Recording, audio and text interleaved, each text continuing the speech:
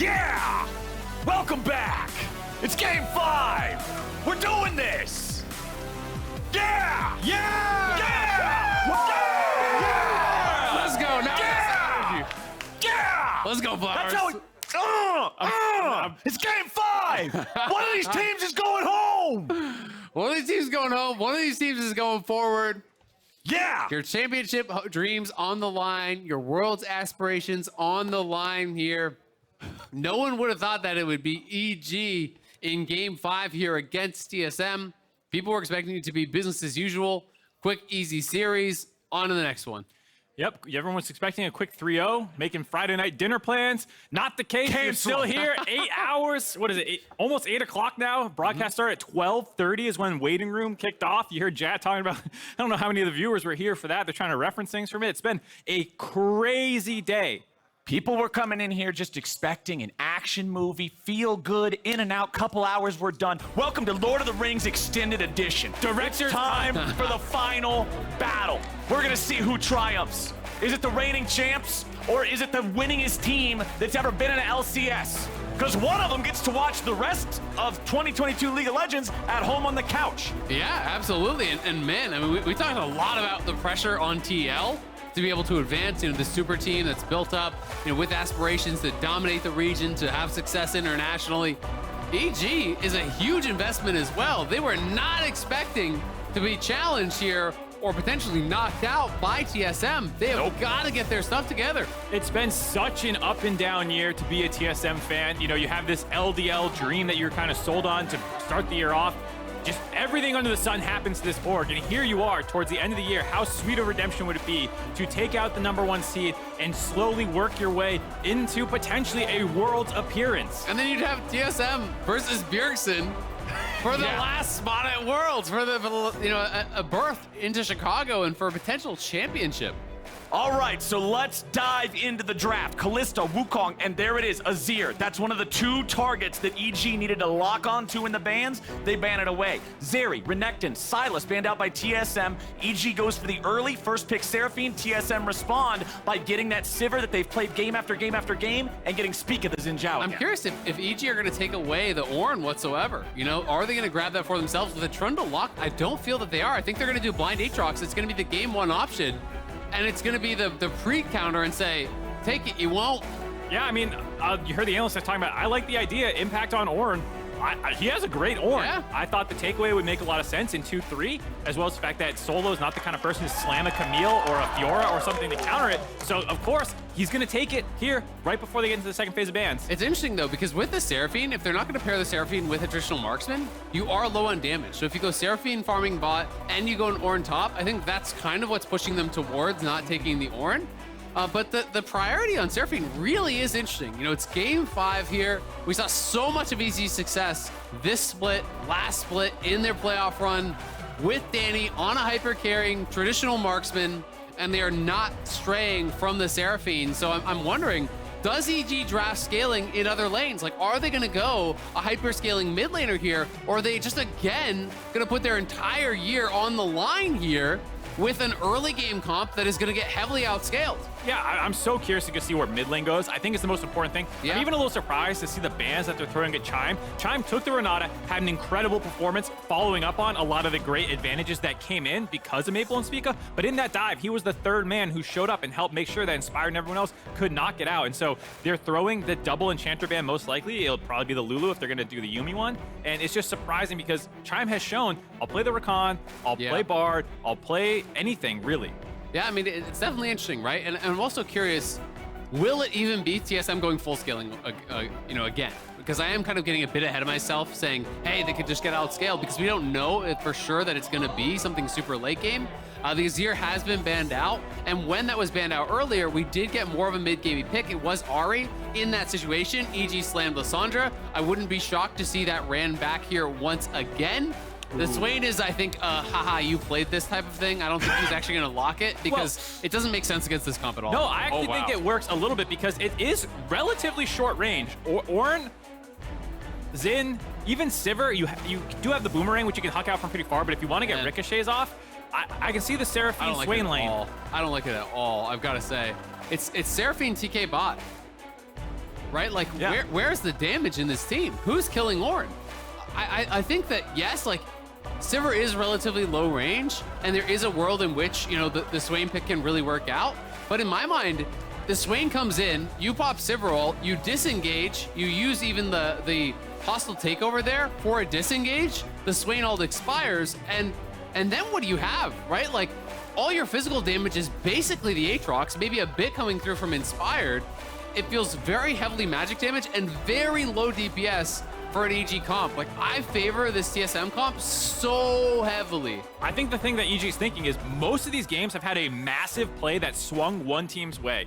Remember, there was also the TSM game where they tried to make a dive and it got turned around by EG. Yeah, 3 kills right away in the bot lane. I think EG is saying, we need the back-breaking play that seems to be happening in these games in the first 10 minutes on our side. And then if you get that, if you head into like one-item dragon fights, I do think EG's comp should be stronger at that range of the game from 15 to 20-ish minutes. So if you think we can make a big play happen and then just snowball from there, that's kind of what they're banking on. Because I absolutely agree, come mid to late game, the damage available for the side of TSM, as well as just having a really strong front line in Ornn that doesn't easily punch through, is a big issue. And their engage is so bad, right? So it's like, how do you even get to the Sivir? This isn't like game 1 where they had a Rakan who can go for these big flank angles. Sure. Really, all you have is the Aatrox coming in on a flank, potentially a pillar from Trundle. TK like, tunnel, right? Like, that's not going to work at all into a Renata here and a Sivir with spell shield. So I think it's going to be, you know, a tough one for EG, but they're putting their year on the line with this draft. It's very atypical for the kind of stuff that they do run. That being said, if these kind of comps get ahead, as you're saying, they really can snowball. If you have Seraphine and Swain playing from ahead of the game, on the other side, it can be very, very difficult to actually burst them down. Let's do it. Game 5 here in this elimination series. Teleport advantage to the side of EG, who are running that on Danny Seraphine versus the Ghost of Tactical Sivir. Summoner spellbooks available for both of our mid lane champions this time around. Spica on the Zhao having an awesome performance in the previous game. I got a lot of focus on both junglers throughout this entire series, and now especially here in Game 5. I think the diff in this game could come down to which one of them is able to get their team going. It does feel like the junglers have been the engine for all the plays in kind of deciding who wins the game, and having such a good performance on the Xin in Game 4, I think Spica's like, give that to me again. I felt good. I have carry potential. I can pick my fights. I can go flashing in. You saw him do that. Obviously, he ended up dying at the end of it, but then kept going for aggressive plays, and he wants to have the ball in his hands and not just playing setup, where Inspired has said, I have faith in my teammates here. I'll play Trundle, and I'm going to set my team up for success. And I'm interested to see what kind of a build it's going to be from Trundle. Like, I feel like it's going to be Divine Sunder. It's actually going to be damage build here, because I do think, you know, they are very light on physical damage. Like, yeah, there's an Aatrox, but, you know, it is Swain and Seraphine. They do have a significant amount of damage, but, like, they're not tank killers, right? So it's going to be really interesting. I believe this is the first Swain we've seen from JoJo. So it will be interesting to see how practiced he is on it. Because you have to pilot this champion well. It does take some time to really get used to the never move and how the casting paradigm works with that, the timing on the W after it, really making sure that you're on point with the champion. When Maple was piloting it, and it's a champion we've seen Maple play, you know, both in pro, but also a tremendous amount in Champions queue, he did look really, really good and was finding so many key never moves onto Danny. Okay, take a look at all 3 lanes at the same time. You can see Evil Geniuses has control in all of them. They're shoving those waves up. They've already got it crashed in mid, but of course the minions have less of a space to move there, so both side lanes going to be crashing into those turrets here pretty soon as well. You can still see the minimap in the bottom right there. Where are our junglers at? Inspired clearing out his own chicken camp. We'll have to keep eyes on where Spica wants to go nice and early. Remember those early Zhao ganks, what this champion is known for, as bottom side tactical, takes a little bit of damage, as Inspired pats right through mid, unconcerned about whether or not they see him. You can see that they have push in all 3 lanes. This is one advantage that the draft is going to have. They have JoJo getting the path for Inspired to cut topside. You saw it, Impact pushing in, bot lane pushing in as well. It gives him not just an option of where he might want to gank, but also should he start contesting Scuttle Crabs, actually 1v1ing Spica. Trundle can actually win some of those if he's able to get on top of people and really mash them up with the Q. Attack speed buff as well with W. Yeah, and Xin does have a lot faster clear. He does get spotted by that. He was actually going to look for a mid gank when Inspired went towards top, but he does get spotted. So he's going to cross down towards bot, knowing that top is pushed in. I don't think the Seraphine and TK are going to be able to actually move up and stop him, but they are moving up. So they do want to try to get this play to happen. They're going after it. Maple hit the charm, but JoJo threw the never move at Spica instead, so he wasn't able to follow up and jump in on the Swain that could have been vulnerable. And now, because the bottom lane roamed first, Inspired can just walk on through and get a double crab. Yeah, and this is the advantage, right, that they're actually getting. They have that triple pushing lane, so is going to mean double scuttle here for Inspired. It's not Spica out to at least an early lead. Yeah, and it was nice on the charm, making sure he couldn't get the yoink back in the 12 flat health. These mini wins, man, you got to take them all in game 5. Alrighty, boys. Very, very, very slight gold lead for the side of Evil Geniuses. Mostly just going to be the state of whose wave still needs to be farmed up, still needs to be cleared out. You can see a ton of minions here in mid. That's the second time JoJo has tried to use the Swain W to secure one of these minions and not have the timing exact, so that's a little bit of what you're talking about. You gotta get used to it. The W actually does so little damage in the early stages. It's really easy to mess that up, and it is important. It is important, unironically. I know Mark is obviously joking around a little bit, to actually farm up the HP, right? Because you do have to have enough flat HP. Generally, you're rushing Leandries, which, you know, you're not building a lot of health early on or anything, so that's where it comes from, and so far he has 0 souls. He hasn't been able to actually land anything. Yeah, it's a huge part of the kit, as well as the fact that you talk about the takeaway potentially as well. I can see the idea of the Swain pick, but like you said, he has one game on it this split. Can't remember which one that was, so he has some practice on it at least, but maybe it's been a while since he's had to lock it in. He scares him away. Oh, okay, there we go. There's the yoink for the HP. JoJo is on the board. 12 health, farmed up. All right, Scaling. Walks it back to mid. Got to catch the wave here. He was able to take away a couple of those small chickens that Spica tried to steal. The large chicken was not smited away. That's still alive. Inspired's moving up to clear that out. Checking up on things here in top side.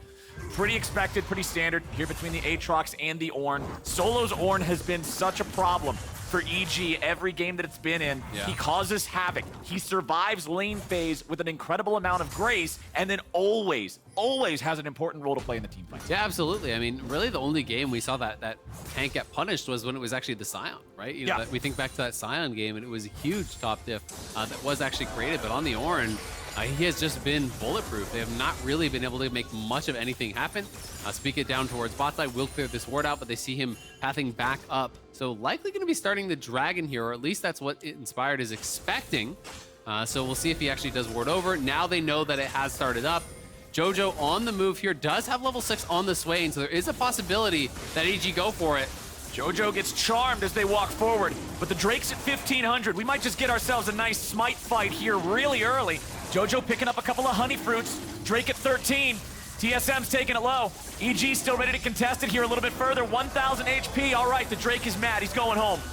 EG marching forward. Not going to find a route there from the Seraphine. Remember, this is so early. In terms of level 6, it's only JoJo and Maple that have ultis available here for this fight. The Scuttle Crab playing for EG over there among their players. That means that's going to be secured by their side. Extra vision, extra control over the river. Ultimately, it settles with nobody taking the Drake. Such a tense standoff for Dragon there. TSM starting it up, seeing what EG do. The contest came in, they landed some CC on JoJo, but there were only 6s for the mid laner.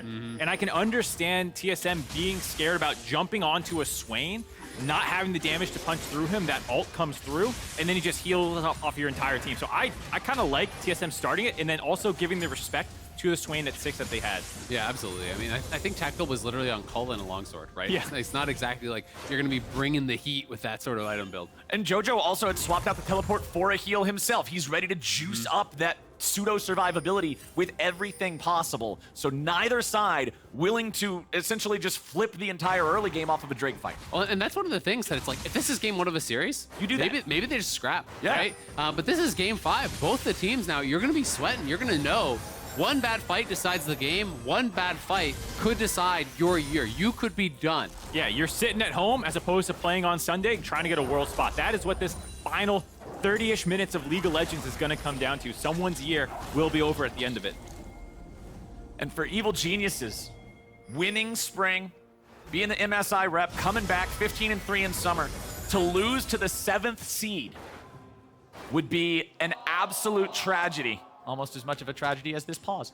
But not quite as much. Not quite as much. Tactical, though, you know, it's an amazing story for him, right? You know, you look over at the other side for TSM and the development that they've had, right? Tactical obviously getting subbed out, Instinct playing with them for, I believe it was 6 weeks, then Tactical coming back in their first playoff series, kind of getting to be the big hero there. This team, was almost at a 50-50 record, with Instinct once Solo came in. With Tactical, they're looking so much better than their 7th seed. It does speak to the fact that this is on paper a 7th seed, not in actuality. This team is much better than their placement show, because there have been so many other factors that contributed to that placement. This squad has, we talked about, a ton of veteran experience, a ton of people who can take over games, and it is not at all indicative of just being that 7th seed. And you can just see it in their play, how aggressive they've been, going toe-to-toe with EG, even when they pick the scaling comps, never backing down really away from when they thought they could take their moments. Well, EG sees a moment to be able to secure this Rift Herald up here on the top side. Maple forced to flash away there as Vulcan and Jojo nearly set up a CC chain on him. And now right as the Ahri dashes back in, another pause. Yeah, it is the flash as well as the Ahri ultimate forced out there. So a nice never move into the Abyssal dive from Tahm Kench, able to get those resources out of the way. But so far so good for Maple. There's some CS to actually pick up here for Jojo, but he is out to an 11 CS lead with about 4 or 5 extra there to farm for Jojo. So it's doing pretty well. And likewise up on top side, Impact is opening up an advantage there over the Ornn. Will be very important for the soul laners of EG to find some gold lead. Overall, right now, it's about 5,000 gold in their favor, 500 gold up, mostly off the back of top lane. And Impact is someone who has been hit or miss, it feels like, so far in playoffs. Fudge got the best of him. Obviously, he's had some games where he's had the counter pick on Solo, able to beat him up a little bit, but not always getting enough of a lead to actually take over the game. And those Ornns coming in late, they get the masterwork items. It's been huge. I am honestly so surprised that Ornn made it through the first ban phase. I am incredibly surprised that Ornn made it through, because I feel like when I'm thinking of the picks that have really led to those TSM wins, it's Ornn and Azir. Yeah. And so the fact that they made it through, obviously EG has a bit of a different read than that. They're saying, no, we can survive the Ornn. That's not the key issue. But hey, Solo has shown up time and again. And it's interesting, right? Because, Tactical obviously keeps getting the Sivir.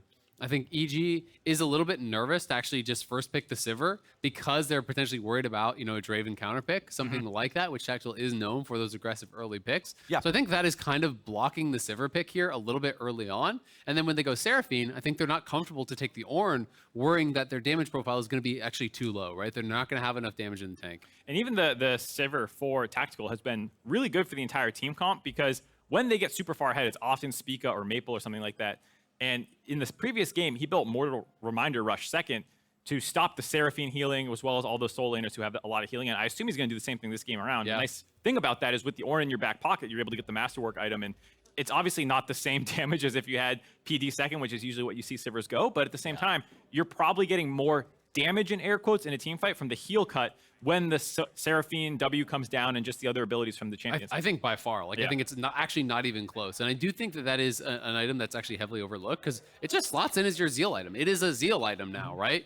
So you can actually just grab that up. I mean, it's Trundle. Trundle ult is ridiculous healing. Aatrox is going to go, like a healing mythic, and is going to have the ultimate. It's Swain. It's Seraphine. Like, there's so much healing. Even. Yeah, like there's so much healing in every single champion's kit. And Sivir ricochets it onto everyone. So it makes it incredibly easy to actually, spread that around with the Mortal Reminder. And that's the important part. It's the opposite end of talking about the one game where, you have tanky Tahm Kench and he's got a Bramble Vest, but that's impossible to apply unless someone is hitting him. Sivir guarantees application of these things to everybody. But we're back into the game now. We have Rift Herald in the pocket of Inspired, who'll have the full timer to use that. But TSM, seeing that their opponents were on that top side objective, have now moved on to the bottom side objective. They'll look to take the Drake. EG are not nearby to contest this time. We'll have to see where they want to drop that. Rift Herald does feel like top lane is a potential area to get blown open here already, coming up to a 20 CS lead for Impact. Solo has not gotten the attention he sometimes gets from his teammates. We talked about how you can play around Solo. He does often have great gank setup, but it feels like more of the focus has gone to the bot and mid so far. Yeah, absolutely. And it'll be interesting to see if he actually finishes this recall. He's going to. He has no TP, so if Impact gets a whiff of the fact that he did go back to base. He's going to hard shove. It's not a cannon wave, so he will, at the very least, lose some minions. There is still a full wave for Impact to actually shove out, but I'm expecting him to lose a couple. He'll be able to collect most of it. So, you know, really on point generally with his base timings. It's going to be probably like 4 minions, I would guess, that he loses. There's 2, you know, maybe going to be able to pick up that last one here and only lose the 3. So pretty good timing on the base, but it does mean he's going to be down, even after picking this up, a good like 24, 25 CS. And Impact just waiting on him. Jumps right back out of the brush, hits the chains, plus all 3 Qs, including autos weaved between them. That's half your health. Half his health gone as soon as he's back in the lane. Already has to start chugging his refillable pot. Also couldn't get a grass proc off during that time. Didn't have time to charge it up. So really clean trade by Impact. Oh, but Spica actually ghosting him here. And they do have the Ornn ulti available. Not going to go for it, though. Now they see Trundle on bottom side, but still Spica heading back down to actually just do the Krugs. They're going to drop the Herald, and this should be a full tower because Trundle crushes towers about as fast as any jungler in the game. The Q damage works on it, the W attack speed works on it, the auto attack reset works on it, so that tower is toast. And that is one of the advantages EG's comp had. The 3 pushing lanes, they were able to get pressure up on the top side, make Spica have to kind of react to Impact just winning that lane, and it allows Inspire to go to the weak side of the map, drop that Herald down, and now balloon the gold lead very quickly. Absolutely, and this is actually a significant gold lead even just individually if they're for Inspired, who is up about 500 in that jungle matchup, is going to be going the expected Divine Sunderer build. Yep. You are a bit lower on physical damage in this comp. It is really just Impact, so you don't want to be just going for a full tank build or anything like that. I'll be interested to see where he goes after Sunderer. Generally, it is tank. But in some situations, people are still comfortable, you know, especially with an Ornn on the other team, an Enchanter behind you, to go very heavily into damage. It'll be fun to track as the game moves forward. But as the clock keeps ticking, we're 2.5 minutes away from the next Drake. TSM got that first one. That was the essentially trade that was made for that Rift Herald that just claimed first turret. It's a willing giveaway, though, by EG. We were talking about how once the first item power spikes start coming in, which is around the point that we're at, it's very unlikely that TSM do actually take a fight. So we see Maple maybe in a bit of trouble here. Maple's trying to get away. They at least want to force him to use the ulti to get out of this. Never Move is going to do it. Maple ults out, stays alive. And jojopyun has actually forced Maple's flash twice in a row now. There was one on the tail end of that Rift Herald that they dropped. You saw it kind of combo together with Tahm Kench, forcing the flash out. Didn't see the setup on that one, but again, getting the flash out from Maple and really stopping him from having any sort of playmaking. That was what felt like the bridge that their TSM was hoping for to get through the mid game, was a Xin Ahri combination, maybe trying to make some things happen, but Jojo standing tough in the mid lane. Yeah, going pretty well so far. Vulcan going to be trying to zone tactical out from there. You know, EG opening up a nice little lead here, but it has been the quietest early game, it feels like, of the series thus far. 12.5 in, no first blood claim.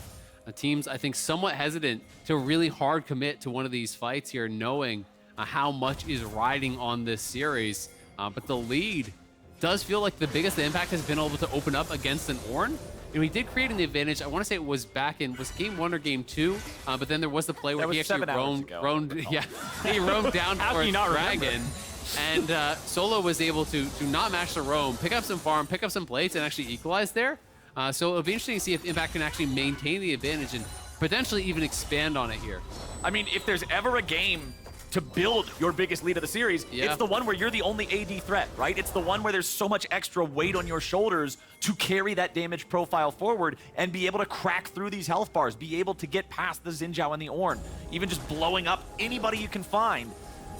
Oh man, I cannot wait until we get our first big fight. I feel like it's gonna tell us so much. Yeah, I feel like a lot of people are hearing about the scaling advantage that TSM has. That means that EG should, in theory, be the one really pushing the pace of the game, but this is not necessarily a game you need to blow open with like a massive gank or team fight. I actually think the pace that they're on right now has looked pretty good. Whoa. Maple's got the ulti ready to go yet again. EG looking for him, but Ahri is so slippery. They don't have the hard CC with these champs to lock her down long enough. And also, it's not like TSM has any sort of crazy late game comp, right? This is not an Azir in the mid lane, it's an Ahri, right? And that does make a very big difference. Gonna see if they can potentially force any sort of a response here from TSM. Pushing them out. The Ahri ult is on cooldown. does have TP, but he's pushing topside, so EG will go for the dragon here, and it's just going to be responsive. Potentially that top lane turret for the Ahri. We'll have to see if the wave is actually big enough for him to be able to take it. Solo again in impact sights. There's the long-range W coming out from Jojo. Solo wants to get away from it. Q1, Q2 finds knockup, Q3 goes for it. Spica was ready to come in there and try to help, but the flash out from Solo keeps him safe. Meanwhile, Inspired just taking the opportunity to clear out this Drake. Doesn't even need to worry about the ward. Spica caught out at his own wolves, gobbled up by the Kench, spit back into the W. The TSM jungler will be caught for first blood. Spica trying to find a camp on his bot side of the map where EG had committed all their people down for Dragon, giving up first blood there. And that's actually a really big deal. Gives up first blood, they give up the dragon, and they could potentially actually utilize this base and then head straight out for the topside Herald, try to grab another objective off the back end of this play. Because Spica will still be dead. So here it is one more time. Gets locked up by the Nevermood. He is spotted. Vulcan's just into the pit and then just uses the ulti to reposition him. And once you get dragged back, there is really no way out. I actually think, I said he was getting for camps. I think he was actually trying to collapse onto the Ornn, who was starting to get picked off. And then it was just a clever turnaround by Jojo to land that Nevermove on him, pull him back, and force him into a position where the rest of EG could collapse. So nice redirect by Jojo to find him out instead. This does feel like TSM are riding the line. The fact that they could get that gold injection from the first turret was pretty huge. Yeah, and we may actually see a fight here around this Herald. TSM is out on the map, potentially looking to contest this, but EG will just reset it for now. Teleport's coming through here. With the teleport coming in, I expect something. At minimum, a Herald take, at most, a massive fight. Looking at ulti timers, Vulcan still does not have the Devour ready to go. Spica, however, Crescent Guard locked and loaded. That one's back up and recharged. EG, 5-man effort. Moving Solo into the pits. They're after the Herald. A TP's coming in. Maple separated from the rest of the team. Now Jojo's gonna get jumped on. Spica's ready to go in and fight, but is it the fight he wants? The Ornn horn sounds off, and Jojo uses stopwatch to stay alive. Inspired, gonna be eating some damage now as well, as EG is still hanging around with a Herald that's got 2,000 HP. They don't want to pop the eye. They don't want to risk giving this away, but TSM have control over it now. Maple goes back over the wall. They try to use the hostile takeover. They won't find any targets, but they will find the Herald. TSM win that scrap. TSM come out big there. They get the Herald. They can even drop it mid here and maybe just knock down this tower. It's already fairly low. And this was kind of my concerns for EG's comp exemplified, where it's so easy to actually kite out on that Swain ultimate. They kite out the Swain ult, they kite out the Aatrox ult, then EG have no real way to actually lock them in and start up that fight. TSM take the Herald, force out summoners. They're looking good. Yeah, no kills, but a massive advantage for TSM garnered there. And Maple as well on the backside of that fight, just making it so uncomfortable for EG, where if they try and charge forward, you might open up an angle for Maple to get on top of Danny. And so while Impact was marking him for the entire time of that fight, that pulled enough attention away that Jojo could get jumped on. He feels a little threatened that he has to pop his ultimate here. And like you said, Azael, they just disengage. They see it go in, he has to pop his Zhonya's there, stopwatch, excuse me, to make sure he doesn't get blown up. And then you're just waiting for it to time out. And once it's gone, there's not really that much threat left. Exactly. And you look at Aatrox at the top of your screen, you know, his ulti is going to expire. He gets kited out on the other side. This is part of the problem. If you don't have dive buddies, if you don't have that lockdown for the Swain, you know, they're just going to pop the Sivir ult. They're going to actually kite it back. Chime flashing in, looking for that hostile takeover, does buy the space, forces out the flash as well from multiple members there, it looks like. You know, Jojo, Inspired, and Vulcan all using their flashes in that fight. TSM going to be really happy with how that went, and I think going to be gaining confidence in how these future fights will also go. Yeah, this is such a tense game. We're talking about how much of an advantage does EG really need. It's not totally out of the ballpark yet. We're still in that one item power spike. You think you'll probably have this advantage for them for the next couple of minutes. You can even give away the second dragon though for TSM. That's the problem. The fact that they got the first one away denied the stacking from EG, which gives them this kind of breathing room from this position to go, if we don't like the look of the next fight, we can sack it and just keep scaling. Exactly. And I mean, they grab the second Herald, which makes it even better. They've actually knocked down that mid lane tower. You know, they're up a tower. They're equal on dragons. The gold lead is nothing. Ornn is about to have, you know, his mythic upgraded here as well. So TSM going to be loving their position. And EG's comp is very light on playmaking. There's not a lot of explosive engage. There's not a lot of X factors here. that are really going to turn the tables beside potential flanks, and that's what they're going to be relying on, because you look at Tactical, he doesn't even need to play Cleanse. There's not that much CC. Yeah. He's basically just looking out for Danny's ultimate and Spell staying shield. out of range of the Never Move. Exactly. You spell shield that, you kite it back out with the Ghost and the Sivir ult. What do? It is tough to find a way in, but evil geniuses are going to have to do just that. The gold now slightly back in the hands of TSM. The game, however, still rests on a knife's edge. Whoever gets the play, whoever gets to take the fight they want are the ones who will be in control. The gold doesn't mean a whole lot. Items are pretty similar. Just about 20 minutes into the game here as the third Drake spawns, the first two in a 1-to-1 count. Maple getting tagged there by the W of the Swain. TSM grouped up the remaining 4 players here on the right side of the pit. EG staying as a 5-man clump around the pixel brush.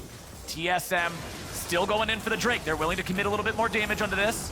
Uh-oh, Maple Not quite caught anymore. out. Maple could be in a bad spot. He's just getting beat over the head by Inspired. die. It's still ticking. Inspired got him. Inspired got Maple right when he needed to. Trundle ult plus red buff chomps him down, takes out Maple. Couldn't even cleanse it. He was trying to unsealed spellbook to it, but that does not end up removing it anymore. That was one of the changes that they made, that you could not easily get rid of Trundle ult off of you so that people could not just spam QSS against him. And there you see Maple drops down, and that gives the dragon away for free. And that's a huge play from Inspired, and it's a lot about the setup, because the other EG members, you'll notice, are actually showing. So you see people walking forward from EG, and I think when they get eyes on Danny, and when they actually get eyes on Impact, and they get eyes on Jojo, they're saying, all right, well, Trundle's not looking for a flank angle here. Trundle's with the team, but it is Inspired here on the side, and when you face check that Divine Sunderer Trundle, he is going to make you pay. Trying to cleanse off that Trundle ult, it's not gonna do it. Maple goes down there.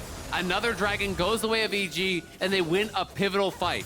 Trundle is such a powerful ball of stats. He steals your damage. He increases his own attack speed. Face checking him is one of the most dangerous things in League of Legends. Very dangerous. I'll have to have a shout out in Impact, who is wrapping around at the same time. You could feel that EG is very aware of how they need to play these team fights out. They had someone marking the Ahri to make sure he, Maple couldn't do what he did at the Rift Herald fight. They have Impact making sure he's not just fighting front to back. They're aware. It is going to be difficult still. We talk about the breathing room that TSM had. Yeah, they lost that dragon. It sucks that they gave up the kill. They're in no means out of the game yet. That was not some back-breaking fight. They're still in a totally fine position to try and keep scaling up here. Masterwork items finally turning online now as Solo gets above 13. And I love the Chemtech Putrefier rush here for Chime, because you can AoE apply it with your E, with the shields. So he's the one who's actually going to be going for that healing debuff. They absolutely needed it. Spica also has an Executioner's in there as well, but this way Tactile doesn't have to actually make a pit stop.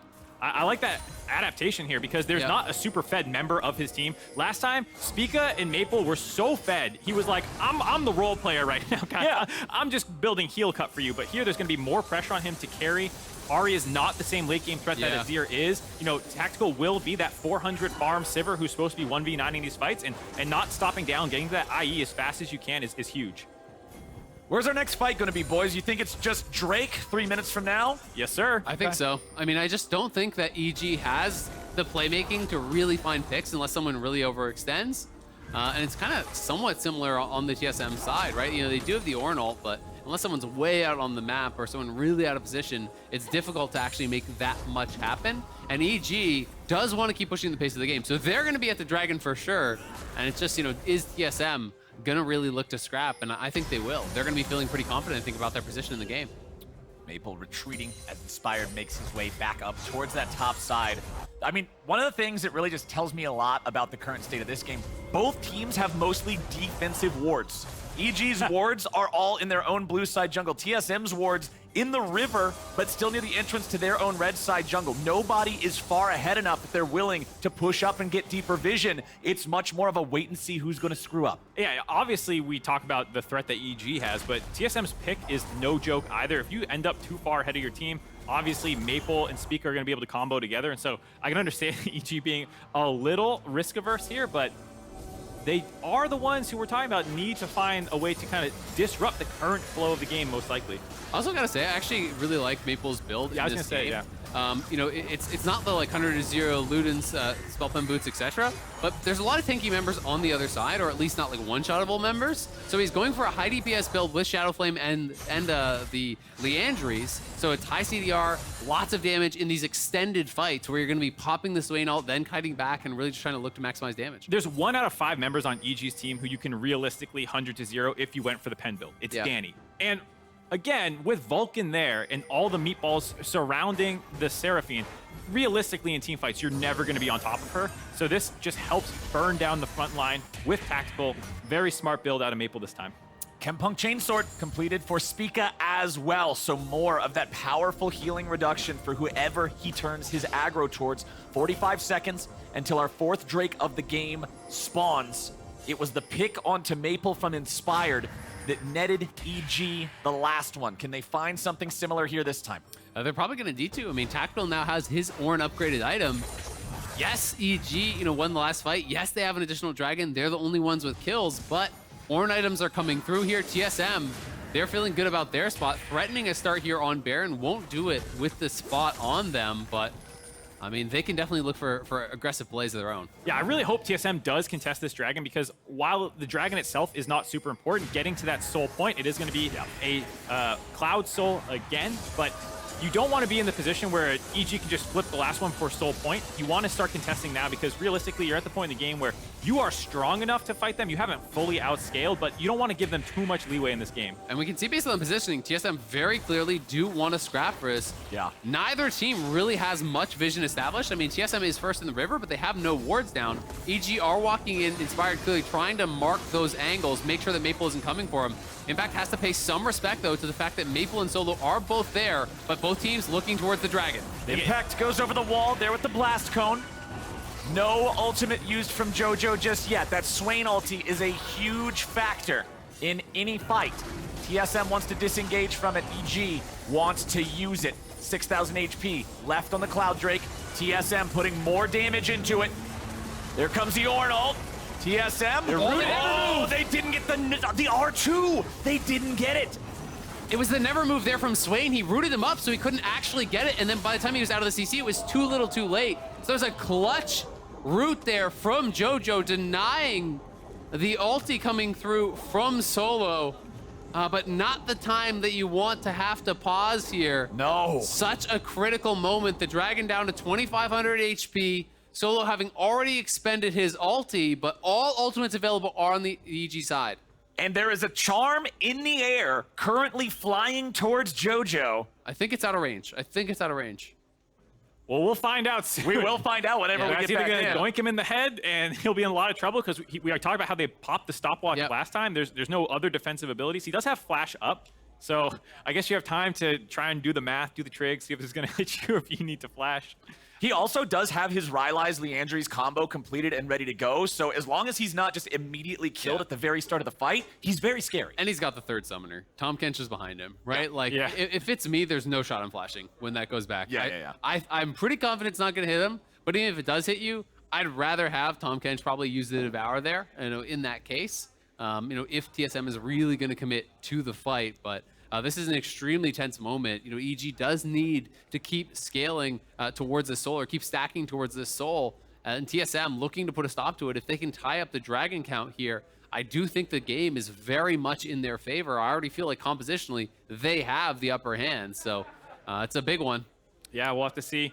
It's interesting how much TSM is the one putting the pressure on. They're the one often doing the most damage to the dragon, trying to bait EG in, because we talked about the kind of poor engage on the side of EG. They don't have many options, and Impact has been doing this little dance on the flank where he hops into the pit, hops out using his E to kind of decide if they're going to focus down the dragon or if he wants to be flanking around. And it is an option potentially where you can try to go flying in. I think what TSM wanted to do with that Ornn ult was pop it, land it on top of the Trundle, burst the dragon down, and then kind of disengage that situation. But because the never move came in, it stalled out that option, and now dragon is just kind of awkwardly hovering there at 2,500 health. Exactly, and I mean, it is one of those weird situations when you have teams that don't have, you know, really good hard engage, like EG, it's difficult to actually force that fight. Like, how are they supposed to start it? You can walk up, drop a Trundle pillar, and try to throw a long-range ulti from Seraphine, but it's just not really going to make much happen.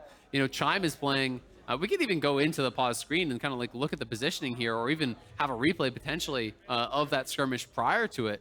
But, you know, Chime is kind of playing in this angle where he's up near the blue buff. You know, Tactical is very far behind that front line. Ahri has a lot of mobility. So you're kind of looking at it, and it's like, it's very difficult to actually reach these backliners here. Impact is playing this spot that you're talking about, Mark, where he's threatening the flank here. You know, wants to threaten. If TSM go forward, he's going to come in from the back and look to really attack. But, you know, Danny is the only one with that kind of like hard CC lockdown, but really he needs someone in there to bounce the ulti off of. And we're back to live. Here we go. Drake's got 1,500. TSM getting himself zoned away. Drake secured. Evil geniuses move to Soul Point. Charm comes up short. Jojo pops his ult, runs forward at the same time as the Renata Berserk comes through, but just without the Ornn ultimate available to really stop them from getting in, EG burst down that dragon and critically put themselves at Soul Point. You know, I'm actually really interested. The fact that it's a Cloud Soul again, are they willing to just give it up? Right? Because we saw TSM do that last time, but I think it's really strong for Swain and for Aatrox and even for Trundle. Swain, Aatrox, Trundle. Remember the fact that even the Tahm Kench, he gobbles you up and then he sprints. Oh no, I got something bad. I've got to get to the bathroom. Yeah. And that's what Cloud Soul is for Vulcan's Tahm Kench. It's so good on so many of these champions. I mean, everyone's seen the Swain death ball where you eat an ulted Swain and just run at them and they can't do anything about it. If he ever gets low, you get spit back out on almost full health with a massive shield. There's some pretty cute interactions there. Yeah, absolutely. And it's going to be, you know, a bit of a concern here, I think, for TSM. You know, if that Cloud Soul does go over, because it's going to give Jojo so much of an easier time of actually sticking in there and not having his ultimate kited out. You know, I talked about the interaction where he pops his ult, Sivir's going to respond with her ult, and they're going to try to back it up, stay out of range of that ulti, but now they're looking for the pick here on Jojo. Jojo has very, very low mana to work with. He had to flash out defensively. He popped the ult anyway. Impact's in the middle of everybody, and TSM's just going to destroy him. That is a huge pick. They're going to go for Baron. There's no Swain ulti. There's no TP on Impact. He's dead. They should for sure go for this. There's no damage on the EG side. This could be the moment where TSM takes over in the 5th and final game of the series. EG will try to stop them. A little bit of Seraphine damage into the pit. Jojo's made his way back in now as well. Solo's here on the front, soaking up the damage. Vulcan's going to be eating some Ahri skill shots. Spica's in the front. Berserk lands on the 2. Danny with a flash away, but he's still in a lot of trouble. Danny is down. TSM looks for more and finds it. TSM get the turn, and they're just going to go right back to the Baron again. Impact, sure, he's up in 10, but he has no TP. TSM going to be in full control here. EG, it's panic time. They've got to stop this. There is a flash on Inspired. Can he find a miracle play? I don't think it's not looking that way. He's not even going close. It's Baron. It's a 3,000 gold lead. It's TSM. And jojopyun in the top side getting charmed up by Maple is what started that whole sequence. It baited Impact into TPing in to try and save him. It left him on an island because more members of TSM were there. And after they get that kill into Impact, they rush this Baron down because that is, like you were saying, one of the only threats that they have to deal with. There's no Aatrox go flying in here, and they can just charge forward onto Danny once he gets hit by that Berserk. I mean, there's just no damage. There's none at all, right? Like, what are you afraid of? With a Swain who has no ulti, and with just Danny really as the only real damage there. So it's such a problem with this composition that you're so heavily ult reliant, and that TSM have such good ways to actually kite out and disengage from those ultimates. And now Tactical has the IE completed. We are potentially minutes away from seeing the first seed here knocked out by number 7 TSM. The defending champions, EG, must find a miracle to really claw back into this game, it feels like. If TSM can close this one out, it'll probably be the greatest upset in LCS playoffs history. There has never been a time where the 1 seed got knocked out by the 7 seed. And just the actual expectations of this matchup as well. EG, the favorites ever since summer started. They ended the regular season just as hot as they started it, and something in playoffs has gone horribly wrong for them. The 3-1 at the hands of Cloud9 to drop to the losers bracket, and now to be pushed to Game 5 by TSM here. Evil Geniuses are gonna have to find something incredible here in this game 5, because TSM, wearing purple, 3,000 gold lead, they're the ones that don't have the just ult-reliant comp. They're the ones who have a Sivir on a 3-item power spike with an Ornn enchantment. They're the ones who should be able to take over. Absolutely, they're looking so damn good at this point. Third item through there for Maple. The gold lead will extend. TSM gonna take this tier 2 tower here uncontested. EG stepping up, but there's just not much of a threat. There's nothing to worry about behind that Trundle pillar. I mean, it gets dropped down, you know nothing else is gonna happen. This is one of those short-range composition problems. When you fall behind, you don't really have a way to stop the Baroned up siege push. Like you said, you drop the pillar, people just walk away from it. There's no other threat. Yep. TSM have done such a good job over the course of this series to put themselves in these winning positions with these scaling drafts. Solo coming in late towards the end of the season, giving another assist to a team, maybe helping carry them all the way to Worlds, being this incredible weak side tank playing top laner. Tactical subbing back in playoffs to become such a late game bomb threat on the Sivir. The story for this TSM team is incredible. And now it's up to EG trying to get Soul here. They spot that the Dragon is just gonna get rushed down. I don't think Inspire can get there in time. He'll try to walk up and do it, but he's thrown up into the air. He dodges away from the second part of the Ornn ulti, but where's the damage? Where are they at? Solo's gonna soak it forever. He's still not even dead. They've got him very low finally. Can they finish the kill? Solo will be shut down, and Evil Geniuses continue the chase. Jojo with a flash over the wall. He hits the never move. TSM collapses, and Evil Geniuses get 3. EG come up huge. They're chasing in for more, but they don't have the waves. They can't get that much. It is just the kills. But it does close the gold lead somewhat as Tactical goes down and critically spent his summoners as well. Huge play from Jojo. Absolutely huge double never move. Like you said, they're not able to get too much off of this. The mid lane turret, they're going to be able to get 1, maybe 2. We'll see how far they want to go. Jojo TP'd up to the top side at the same time, just doing whatever they can to stuff their pockets with as much gold as possible so that they can contest the next major neutral objective. And that's why they just all in on that play. They know they needed to find something. And when they have Solo sectioned off, as soon as the front line collapses, it gets so much harder for TSM as everyone can pile in. And you can see in this specific fight, they couldn't actually disengage from Jojo. He was able to keep his ulti up the entire time. Yeah, the fact that Solo, what he did here was nice overall, putting Inspired into stasis right away, but the Renata ult basically gets sidestepped. The charm still hits Maple, makes him sprint back in there, and the entire time, Impact is playing footsies with Tactical, the core DPS member for TSM, like we were talking about. If he ever tried to walk forward, then Impact commits to the flank, and so that was a really heads-up play to buy space for Jojo and the rest of EG to just charge forward. And it was actually such a big deal because he was on Ghost. It was a Ghost spellbook there from Jojo, which is such a powerful summoner there for the Swain, but it means it's not going to be available again. Jojo flashing in, finding that double never move, getting the kill on a Tactical. You can look at the damage done there. It was all up to Jojo, and he made it happen. But now it's EG again, you know, sitting back here, trying to find some sort of a setup, trying to find some sort of a way into this game. 55 seconds on the Baron, and 3 minutes until they have another shot at Soul.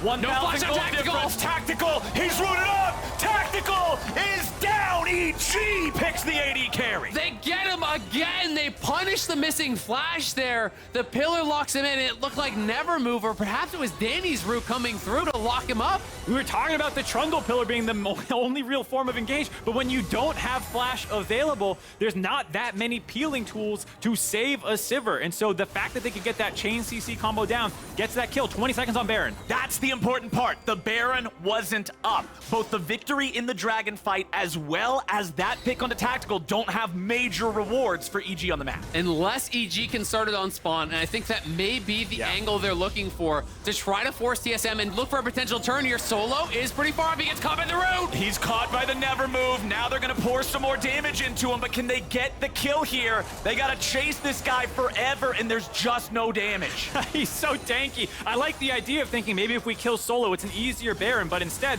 they're not able to go onto the Baron right away like we were saying they might consider. consider, and so that will buy time for Tactical to get back onto the map. But now they're after Solo again. And again, he will get away, but it cost his flash. Yeah, this time they get the summoner. That's the big difference here. EG just right back to it. Look at this. If we can get a vision toggle, there's no vision in this area whatsoever for TSM. They do have one ward that could barely spot the entrance of the pit, but this line right here, if you hug that wall, they wouldn't see it. So you can tell that TSM is a little bit nervous, and that's why they're trying to push this wave out. We don't know. Is EG laying in wait here? Solo's Warmog's doing a lot of heavy lifting for him, keeping him back at full HP without having to return to the base. Maple is gonna steal but Nevermove found him. Maple with a flash away. Impact here on the flank, ready to go. The Ornn horn sounds off. Impact is the target, and Tactical's got the auto attacks, but they won't finish him off. TSM look for more, but they won't find Wind Becomes Lightning. EG with the full disengage. And now does TSM try to look to reclaim vision around the Baron here? Impact pushback. He does have TP, but without ult, Aatrox is not that threatening in these fights. You can see a lot of critical items have come through. LDR is done there for Tactical. Death Cap is in for Danny. The pressure in this game is immense for both of these teams. Who is going to come up when it really matters most? The only ultimates down for EG are Impact and Inspire, not the biggest game-changing ultimates, whereas on the flip side, it's Ornn, Sivir, and Renata, the biggest team fight ultimates you could argue available for TSM, so they want to force onto the Baron. And it's double GA available for EG. They're at a really strong point. They're looking for Tactical. Tactical walks in, but he's got the spell shield in time. He'll get away from the Nevermove. EG immediately peeling back towards mid, towards their control wards. And now the Soul is about to spawn. It'll be Evil Geniuses in the bottom side river first. But TSM has control of mid. Will they actually push this out? And EG can't really burst it down. The Nevermove lands, and they are going to avoid that ulti, and the Ahri ulti is spent. R2 doesn't do anything from Solo, and that should be really big. Spica goes in, and now they're ready to fight. Jojo in the middle of everybody. Solo's going to be taking some damage, but Jojo might just die. The stasis keeps him alive. Now you've got Inspired here on the front line. Solo's still staying alive in the back. Danny's not able to get involved. Inspired is low, but he is not dead. He'll be healed up yet again. Spica wants to get away. The Nevermove won't find him, and Impact will. A killing spree. And EG are looking for the chase here. Danny has healed them back up. They want more. They want a Baron potentially. The flash chain! He got the flash chain, but Tactical got the flash out. TSM escaped. All right, so TSM have enough threat on Baron that EG have to commit some members to make sure they don't do it. Even though Spica's dead, they could just try and rush it and flip it. In the same time, Inspired... They're not taking Soul. I thought Inspired was just going to solo the Soul point. They're flipping it for the Baron. They're just going straight for the Baron. I can't believe they didn't leave someone to actually just take that Soul. It was guaranteed. But EG say, no jungler here. We take the Baron, then we get the Soul. But you can see Solo on the other side has gone straight for the Dragon, trying to deny that. Is this the right choice? Because this really all ends on the next couple minutes here for EG. Jojo spotted it out with a W. They know that Solo's trying to take it. He's probably the worst member. The rest of TSM is showing up now to stop them from doing that. They're TPing for it. They're trying to stop it. EG wants to fight him for it. Jojo's already turned on the Swain. He stole it! jojopyun steals Cloud Soul. Jojo is refusing to go home. He is taking over this game on the Swain. Flashes in, gets the Soul. EG are charging down mid. EG, we said they had to find a way. We said it was going to be so damn difficult, but it's happening so far. It's still not there. They've still got to seal the deal, but an absolutely incredible turn of events. We had questions about Jojo Swain at the start of the game. 1-0-5, monstrous team fight after monstrous team fight out of him. The Nevermoves to stop Ornn ultimates, to find engages onto critical members. He has been so good for them. And out of nowhere, a TP into a Soul flash forward Q, He has Smite. He has Smite. He flash smote it with the spellbook Smite there. Pops the ulti, gets in. There was no jungler there for TSM. Spellbook's last second over, immediately to the Smite. Pops the W, scouts the health himself. This is the alley-oop off the backboard, the self setup there. Oh my God, he scouts it out, he smites it away. What a play. jojopyun, like you said, refusing to lose, doing everything himself. He's jungling, he's setting up plays for himself. This is such an incredible performance. When we thought TSM had gotten control of this game, jojopyun has wrested it back. Well, let's see what they can do now, because they have to face the TSM base walls and base defense. EG on a 4-1 split. 1.5 minutes remaining on the Baron buff. Look at Impact putting work in on the tier 3 in mid, while the rest of EG just try to continue the pressure here in bottom. It's difficult to engage on Seraphine and Swain. Yeah, but Danny is running low on mana here. He's already been chunked down to half. He's having to spend a lot of mana to keep this up. And if he gets low, it is getting very dangerous. Tactical just kind of ricocheting through the minion wave onto this backline is really, really strong at this point. But Danny actually has a red buff, so he's going to regen right back up here. And it's going to be on this next wave. But unfortunately for EG, it's not synced. And that's why they're not hitting here. They're trying to sync the waves up. But they're potentially looking to threaten them off the tower. All right, they step up. A lot of damage under the turret there. Seraphine's notes hitting it extra hard, and it buys Impact the moment that he needs to get the minion wave up and take out the tier 3 in mid. Tier 3 in bottom still standing, but EG still applying pressure. Baron alive for another 30 seconds. They've got this wave bottom and one more wave mid, maybe, to use with this buff. He's keeping the pressure up here. Impact might be able to grab the inhibitor on his own as they're trying once again to sync the waves here. And critically, Danny has his flash up. There was a window he didn't. He had a monstrous sidestep on a Berserk and Charm to stay alive. Here they go. All right, there comes the Renata ulti. Inspired's here on the front, but JoJo's ready to go in now too. Tier 3 turret still standing. They got to get that one out of the way. And Inspired takes a bite. Now, do they want to go any further? TSM looking to go right back in. Solo's ready to use the ulti. The Ornn Horn finds 3, but Maple's got to be careful. Impact on the flank. Maple is down. EG gets 1, and they're not done yet. Solo's stuck on the front line. Charmed up. Beaten down. Solo tries to escape, but EG ain't done. They're going into the Nexus turrets. They don't want to give him the bailout, and they won't. JoJo gets another. JoJo has been so on point with these never moves. They kite out the ulti and TSM looks for the re-engage, but it's a root onto Maple that spells his demise. Mid lane in the hip will fall. Danny has no mana or TP, gets back to base, gonna TP back in right here as well as Impact. They've got the time. They've got the time. It's 25 seconds on Maple. EG want to win the series. It's got to be an insane defense from TSM. Nexus turret number 1 is down. Spica's into the Guardian Angel. Tactical is gone. Chime is gone. TSM is gone. Evil geniuses rise to the occasion in Game 5 and continue their dreams of going to Worlds. Against all odds, Evil Geniuses claw their way back in a crazy series. 2-hour pause in the middle of it be damned. They stay level-headed, claw back, they get the win. Stay alive for that loser's bracket run to Worlds. What a crazy Game 5. jojopyun went absolutely off in this final game, finding so many critical roots there on the Swain, stealing away the soul with the spellbook. Smite taking it away there from TSM. What a final matchup, what a final game here. But TSM deserving of so much credit for how far they pushed EG. It came down to the very final game. It came down to the very final moments in that game against the #1 seed. I think if you're EG, it's not happiness as much as it is relief here. You're relieved to be able to get that win because you would not expect #1 to be pushed to the brink by #7 like that. And like we said, all respect to TSM, a team that had gone through so much turmoil this year. It's over now, but that was an incredible final showing by these guys. Maple popping off in some of these games, Spica having 1v9 games. They showed how hard they can push the reigning champions of the LCS. And I think they've shown how much they have improved. Absolutely. From the beginning of the split to where they are now, TSM definitely becoming a force to be reckoned with. It's been a weird day with a lot of pauses, a lot of stress on these players, incredible amounts of pressure, added to by some of those difficulties. EG gonna be feeling very happy to be moving on to Sunday. It is a date with Team Liquid for the final spot in Chicago, for the final spot at Worlds, to keep their championship hopes alive, to try to defend their title. They better be ready. Yeah. They better be ready. The games today, they weren't clean. I mean, anybody watching the series saw that. EG, through endurance, through playmaking, through that clutch factor, they were victorious. But this isn't a team that's going to go back and look at those VODs and say, yeah, those were great games. No, there's so much to fix. There's so much to work on.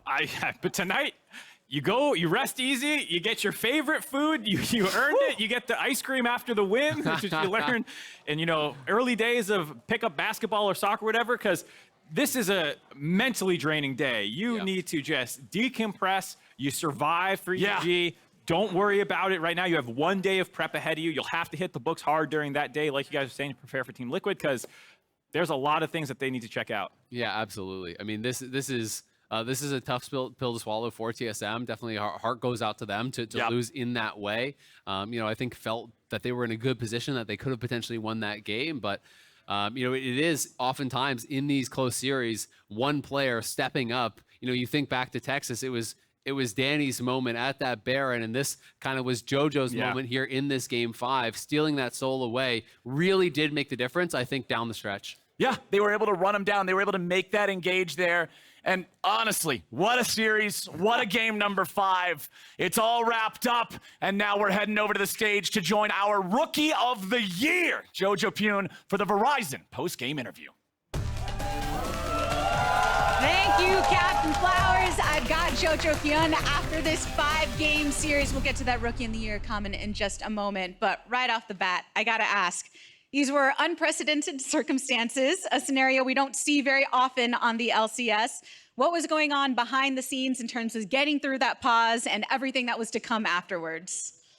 I don't know. The break was so long, and we didn't even know when we were going to get ready. So I was just chilling, just on my phone, just lying down. I don't know. There was nothing to do, so I was just chilling the whole time until I was ready. Yeah. Do you feel like it's a battle of trying to chill versus I feel like sometimes I see people jumping around trying to keep the energy up as well? Yeah, I mean, I do that before, like right before the games, but before that, I'm just not doing anything. There's nothing to do. So yeah. I feel like I came into this with so many questions about specifics about the series, but I do want to zone in more kind of on how this ended. You coming through with a Swain, having to be pretty clutch, even getting the dragon at that point. How are you handling the pressure in such a tight series with so many swinging moments back and forth? I mean, we're not really like focused about the outcome. We're just focused on the game. So I wouldn't say we're feeling too much pressure, honestly. I don't know. We were just doing our thing in game, trying to focus on what to do next. Especially with the pauses, we had to just focus on what are we going to do next. So yeah, we were just doing that the whole time, basically. Yeah. Keeping your mental focus the entire way through. Bringing it back to the award that was mentioned by Captain Flowers when you came here. You are Rookie of the Year. What was your reaction to that, and kind of looking past some of the satisfying moments that you have experienced throughout this first year in the LCS? I mean, I'm definitely grateful I got the award because there's definitely a really good rookies this year, especially. So, I wasn't even sure if I was going to get it, but after I got it, obviously it felt good. So yeah, I mean, I'm just proud of that. Pretty cool for Evil Geniuses to get that 2 years in a row as well, Danny having gotten the accolade prior. What is it like being on this team that very much is surrounding themselves around you and the young talent coming up and trying to support that development? I mean, I really like the environment. If someone messes up or they make a mistake, we just try getting through it, why it happened, and we just move on. So I feel like that's why we improve so much. I feel like just people on this team really just want us to improve, So, I mean, obviously, since we want to win, so that's really what I like a lot. Yeah, you got some more wins that you got to rack up here going through the lower bracket. I think you and Team Liquid, a surprise to see you meeting in such a fashion. Do you have any thoughts on that matchup specifically? I mean, last time we 3-0'd them, so I don't know. But we did go game 5 today, so I mean, I can't be too cocky, but we just got to prepare. It's in like 2 days, I think. So yeah, we just got to get ready. Well, I'm sure you're due for some rest in terms of getting ready for that matchup. Thank you for stopping by for this interview, and congrats on the earned dub here in the end. Thank you. All right, friends, we made it to the end of the day. Just a little more to do on the State Farm Analyst Desk. Thank you so much, the Tigress. It's been a long day. We're going to try and move quickly while still doing justice to this series. Evil Geniuses pulling it out in the end. 3-2 fashion. That man that was just interviewed, jojopyun, Rookie of the Year. He came up so massively in this 5th game. He dragged his team over the line, it feels like, with some of the plays he was making. Yeah, it was incredible to see. The 2-man pulls that he was able to get, the steal that he had. I love the fact that we got to check out the pro view during the cast, where he literally spellbook changed to smite. Yeah. Use W to get vision of it, flash forward to pick it up because Spica was dead. This man put on his carry pants today. Yeah, and right now I think we're seeing highlights of the whole series. But you know what we call that, Rose? What? We call it a swangle. a Swain Oh my angle. God, a Swain goal. Production told me to use that one when I said it as we were watching. Okay, we're blaming them for that one. But no, like you could tell, like he did not want to lose, and like it was really cool to see from JoJo specifically because I think, you know, he's had a lot of pressure on him. He's been also hyped up massively. We've seen some pros and cons of that. I think he just kind of shrugs it off like it's all nothing to him, but to see him come up massively in the series was awesome. It's interesting listening to that interview as we watch the highlights of the series play through. It's like, I think it's partially how a lot of clutch players remain clutch is they don't give you the answers that you're expecting to hear. Like, we're watching the series and we're like, holy crap, how does he step up considering the circumstances? But I think the very best players literally only focus on the game, and that's how they perform in such crazy circumstances. It's the process of playing League where you're just isolated into your job in the moment, almost like you're meditating and blocking out all the noise. So if JoJo's consistently able to do that, he's got a really long career ahead of him. Exactly. I mean, he was speaking frankly, talking about during those breaks he was sleeping, and then all he was trying to do was focus on the moment, and that's really a credit to the organization and the staff. Going in. Like, he does this in game 5. This was the series-saving play, in my opinion, from him in game number 5. But legitimately, players don't do this in a game 5 because they know it's game 5. Right. Like, JoJo was just playing another game. Yeah. Which makes him stand out in these circumstances. I don't know, man. He's too good. I'm just playing. I'm just I don't know, man. Yeah. Just, you know, just do my thing. Yep. I don't know, man. I don't know. So So Interesting anyway. to you, not to me. JoJo may have come up massively in game number 5, and he deserves plenty of praise for that. But when it comes to the series as a whole, the honors goes to Inspired. Look at the score lines there in their victories. Obviously, we try and take the entire series into account, but when he's on, he's on. And Zhao was talking about that in the moment. 9-1 and 10 doesn't tell you the Sejuani. champion. Sejuani, yes. Yep. Wait, that wasn't a Master Yi? It wasn't a No. Master Yi. I could have sworn that's what I Readjust your thought. glasses. Like, oh, okay. New prescriptions in order. I get it. I get it. yeah, the presumptive MVP, 3 Player of the Weeks, now Player of the Series. He's had such an unbelievable summer split. Yeah. I am relieved that we get to see them play again, that we get to see Inspired play again. Yeah. And it's just going to be in 2 days. So I was going to say, while so far. the postseason road for them has gone nothing like we expected it to, it is great to see him bounce back from the poor series that dropped them down into the lower bracket to have a kind of performance like this today. As you mentioned, Jat, I think for so many people, there was this fear, a very justified fear that we were about to watch our 1 seed again. Representatives from MSI into a 15-3 regular season fall out of the postseason and World's contention today. They narrowly missed that mark. JoJo said it himself. They've only got 2 days, even less so at this point. We're burning the midnight oil. True. Where they, you know, they're going to watch their opponents for 36 hours. Watch their opponents play tomorrow. They got to get back on stage and do it again. So it's no easy task, to say the least.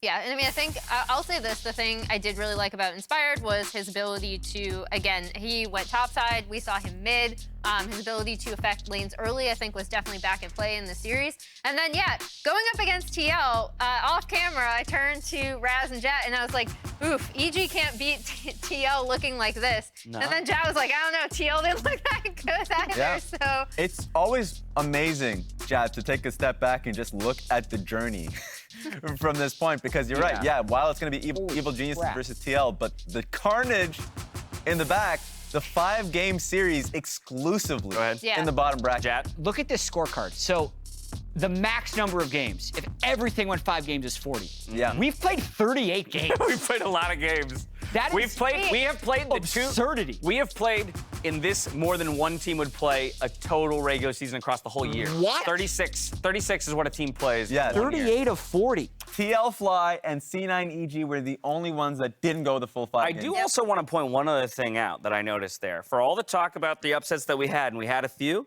the 1, 2, 3, and 5 seeds remain alive in the postseason. Yeah. It's only the 4 seed that has dropped out there. So, I mean, it's great, again, as we talk about all those 5-game series and the upsets, to see our top 8 teams really push each other. Yeah. we kind of ended up with the, It's like, you yeah, know, this is it's what like, we- and then you get to where you're going anyway, kind of a thing. So either way, we're not going to belabor the day. We've got plenty of time to talk tomorrow ahead of that 100 Thieves versus Cloud9 matchup. It's sure to be a banger. With the way that those two teams are playing, all before we close things out on Sunday with that EG versus TL matchup to book a trip to Chicago. And then we head out next week. That's going to do it from us here, though. So on behalf of myself, the casters, the entire broadcast crew, thank you so much for sticking with us. Thank you to everybody behind the scenes who put in all the work. We'll catch you tomorrow for more LCS. Until then, stay healthy, stay safe, and be good to each other. We made it. That last part, for real. Good night.